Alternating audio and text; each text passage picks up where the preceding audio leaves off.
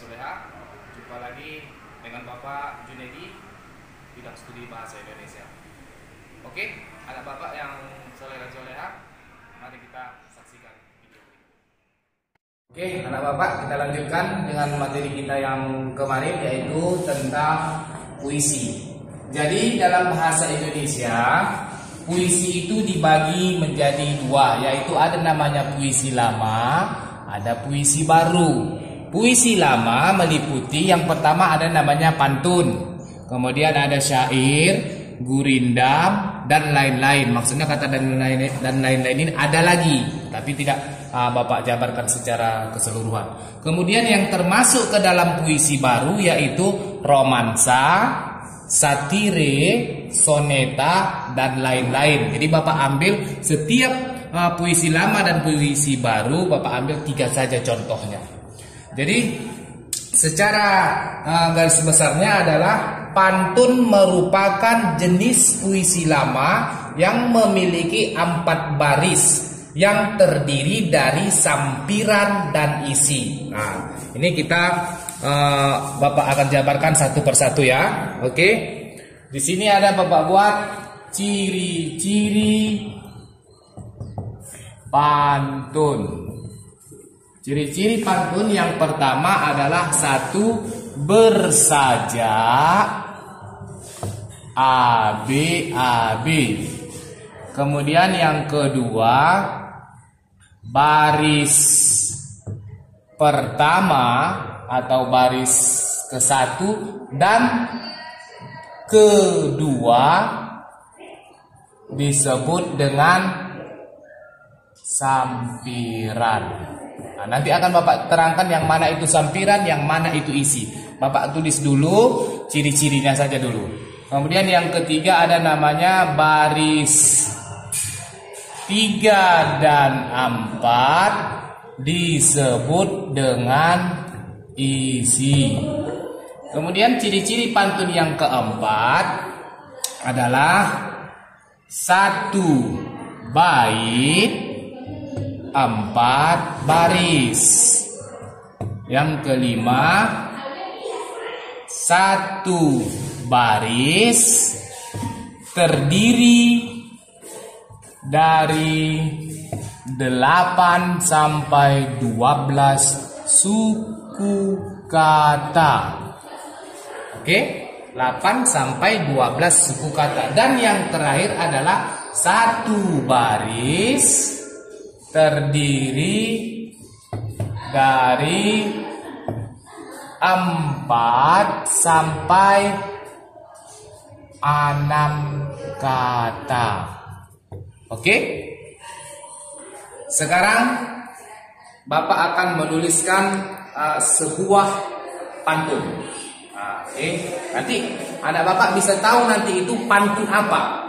Jadi yang Bapak jelaskan itu ya, ada namanya jenis-jenis pantun itu, ada pantun agama, ada pantun nasihat, ada pantun adat, ada pantun teka-teki, macam-macam banyak pantun. Jadi nanti dari pantun yang akan Bapak buat ini nanti bisa kamu tebak itu pantun apa. Ini contoh pantunnya ya. Burung nuri, burung dara.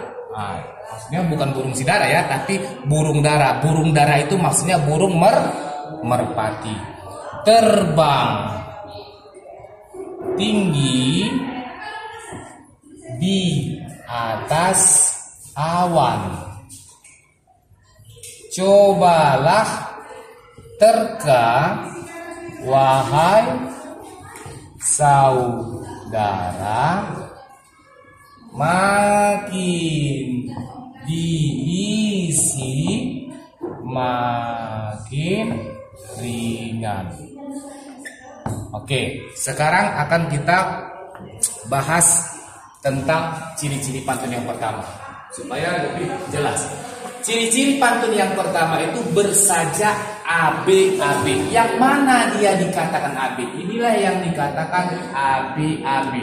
Baris satunya A, yang baris kedua N, baris ketiga A, baris keempat N. Inilah yang dikatakan AB. B, A, B. Kenapa Pak mesti dikatakan A, B, A, B? Karena memang bukan berarti A, B, A, B itu huruf terakhirnya huruf A, huruf B, huruf A, huruf B. Bukan. Karena abjad kita memang dimulai dari A, B, C sampai Z, maka dibuat dia A, B, A, B. Jadi yang dikatakan saja itu bunyi akhir dari pantun itu. Jadi kalau dia A, baris pertama, maka baris ketiga dia juga A. Baris kedua dia N, baris keempat dia juga N. Ini yang dikatakan saja. Oke. Yang kedua, baris pertama dan kedua disebut sampiran. Inilah yang dikatakan sampiran. Paham ya anak ya? Sampiran. Maksudnya sampiran ini belum kita mengerti apa maksud dan tujuan sebuah pantun kalau hanya dia sampiran. Bagaimana supaya kita tahu maksud dari pantun itu? Maka dengan adanya yang ketiga ini, yaitu baris 3 dan 4, inilah yang dikatakan isi. Burung nuri, burung dara, terbang tinggi di atas awan. Belum paham kita maksud apa dari tujuan burung nuri, burung dara, terbang tinggi.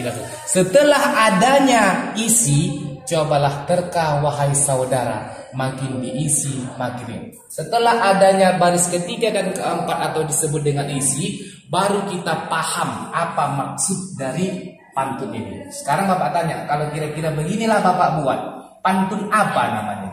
Masuk kepada jenis pantun apa dia? Ini adalah masuk kepada jenis pantun teka-teki. Pantun teka-teki itu pantun yang memerlukan jawaban. Jadi apa jawaban dari ini? Cobalah terka wahai saudara, makin diisi makin ingat. Jawabnya adalah balon. Balon itu kalau makin diisi makin ringan. Itu yang ketiga. Yang keempat, 1 bait 4 baris. Mana yang dikatakan bait? Mana yang dikatakan? Inilah yang dikatakan bait. Baris pertama dan baris sampai baris keempat itulah yang dikatakan bait. Paham? Itu yang dikatakan. Jadi ini 1 bait. 1 bait 4 baris, kan 4 baris dia. 1, 2, 3, 4. 1 bait 4 baris ini dia. 1 bait 4 baris. Kemudian yang kelima, 1 bait terdiri dari 8 sampai 12 suku kata. Yang manakah dia suku kata? Inilah yang dikatakan suku kata. Burung. Burung terdiri dari 2 suku kata. Bu dan rung. Nuri. Burung dara. Berarti ada berapa suku kata? 1, 2, 3, 4, 5, 6, 7, 8. Artinya minimal 8, maksimal 12. Jadi di dalam sebuah pantun itu tidak ada yang lebih dari 12 karena sudah ada ikatannya. Coba kita lihat baris kedua. Terbang 2, tinggi 2, di atas awan. 1, 2, 3, 4, 5, 6, 7, 8, 9 masih dalam kategori. Itu yang dikatakan yang dikatakan 1 baris 8 sampai 12 suku kata. Begitu juga seterusnya. Jadi yang dikatakan suku kata, inilah dia, pemenggalan terhadap dari kata. Di bawah kata itu namanya suku kata. Inilah dia, burung. Oke, yang terakhir, 1 baris terdiri dari 4 sampai 6 kata. Ini tadi Bapak katakan suku kata. Kalau digabung suku kata, jadilah dia kata. Begitu juga ini. Begitu juga ini. Dan begitu juga ini. Jadi 1 baris ini ada berapa kata? 1, 2, 3, 4. Itu yang dikatakan kata. Jadi dalam bahasa Indonesia itu sebuah huruf kalau digabung menjadi suku kata. Suku kata digabung menjadi kata. Kata itu digabung menjadi kalimat. Kalimat itu digabung menjadi paragraf. Paragraf itu digabung menjadi sebuah karangan. Nah, itulah dia. Oke, sampai di sini kira-kira mengenai pantun. Karena di sini ya, ini tadi Bapak katakan, karena Bapak terangkan di sini hanya yang pertama. Nanti untuk pertemuan berikutnya Kita akan bahas itu namanya apa syair, gurindam, dan lain-lain. Kalau dia cuma Bapak kasih tahu sedikit, pantun dan syair perbedaannya hanya terletak di sajaknya. Kalau pantun dia bersajak A B A B seperti yang Bapak buat di situ. Kalau syair dia bersajak A A A A. Itu perbedaan yang pertama. Perbedaan yang kedua, kalau pantun dia mempunyai sampiran. Baris pertama dan baris kedua disebut sampiran. Kalau dalam syair dia tidak mempunyai sampiran. Semuanya isi. Itu dia perbedaannya. Nanti untuk pertemuan berikutnya kita akan membahas tentang syair. Dari mana asal syair, apa ciri-ciri syair, bagaimana syair yang seharusnya, itu akan kita bahas untuk pertemuan berikutnya. Jadi pertemuan hari ini kita membahas mengenai pantun, yaitu definisi pantun, kemudian ciri-ciri pantun, dan contoh sebuah pantun. Bapak tambahkan sedikit. Jenis-jenis pantun itu ada namanya pantun adat. Nah, ada lagi namanya pantun teka-teki seperti yang Bapak buat tadi. Ada lagi namanya pantun nasihat. Kemudian ada namanya pantun agama. Kemudian ada namanya lagi pantun perkenalan dan lain-lain. Banyak lagi jenis-jenis pantun nanti. Ananda bisa cari di Google atau ada itu kumpulan-kumpulan pantun. Cari itu jenis-jenis pantun ada berapa.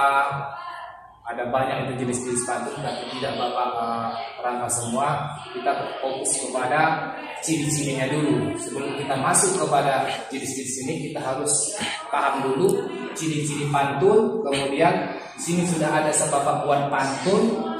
Jadi pengertian-pengertian 1 sampai 6 ini sudah Bapak jabarkan di sini. Mudah-mudahan ini dulu yang Bapak sampaikan. Kiranya bermanfaat untuk anak Bapak semua.